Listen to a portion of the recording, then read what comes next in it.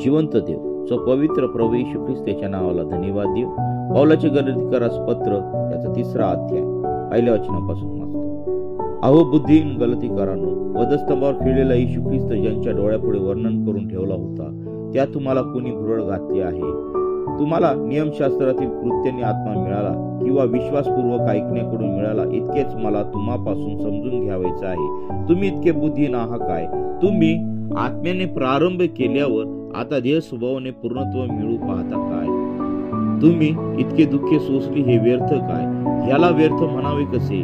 जो तुम्हास आत्मा पुरवितो व तुम्हामध्ये अद्भुते करीतो, तो नियमशास्त्रातील कृत्यांनी करतो की विश्वासपूर्वक ऐकण्याकडून? ज्याप्रमाणे अब्रामाने देवावर विश्वास ठेवला आणि ते त्याला नीतिमत्व असे गणण्यात आले, तसे हे आहे. ह्यावरून तुम्ही समजून घ्या की जे विश्वासाचे तेच अब्रामाचे पुत्र आहे.